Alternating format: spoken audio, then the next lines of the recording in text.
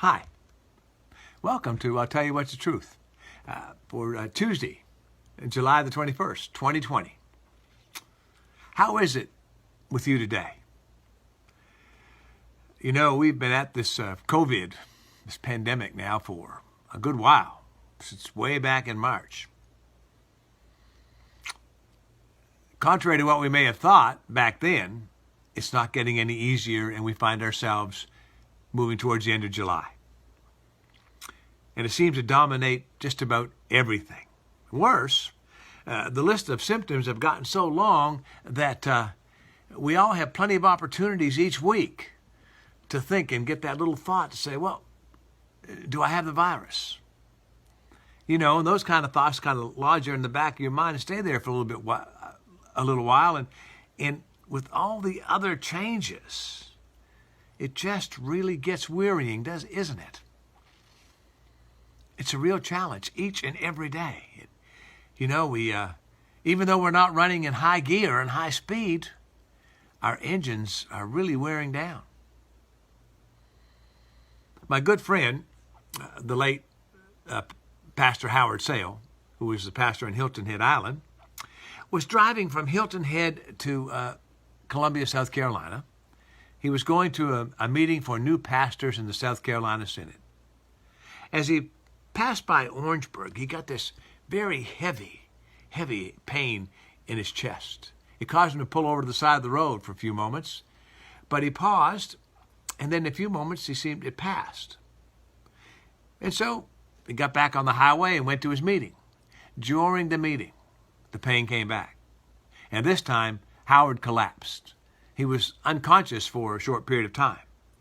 And when he came to, he looked up and he was surrounded by a bunch of other pastors, and they were all sort of doing this and that and the other thing. And finally Howard said, "Shouldn't somebody here pray?" Yeah, in times of great distress, shouldn't somebody here pray?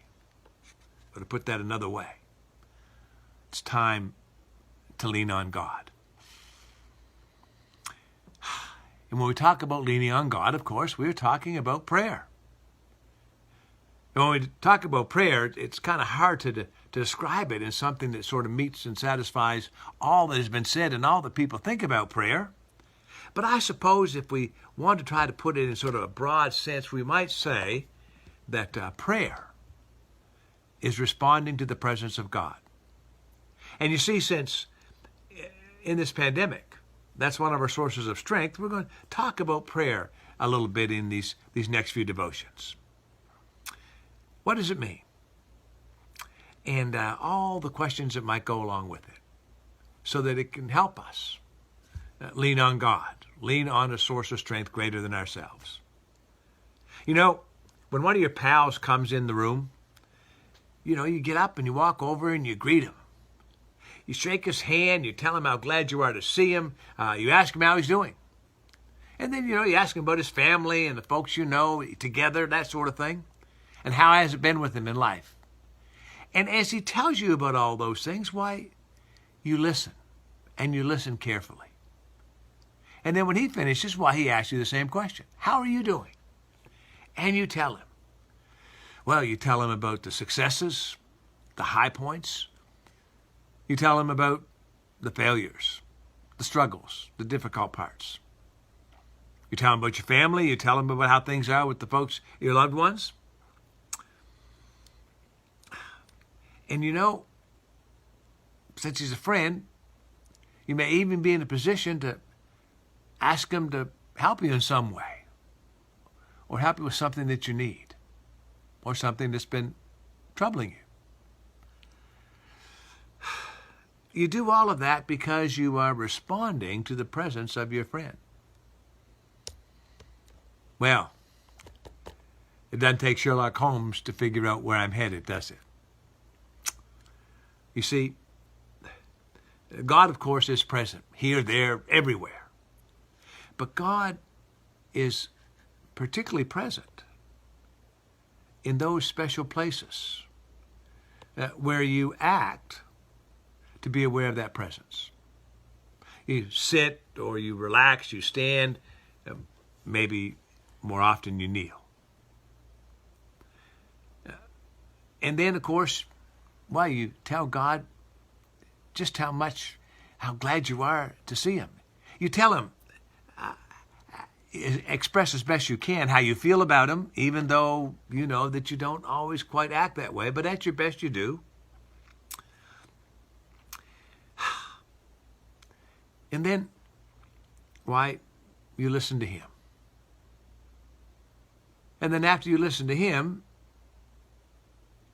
then, why, you speak to him about your life. You know, you tell him how it's going, the things that are wearing you down, the things that are exciting, that lift you up, how your loved ones are doing. You tell him what's on your mind.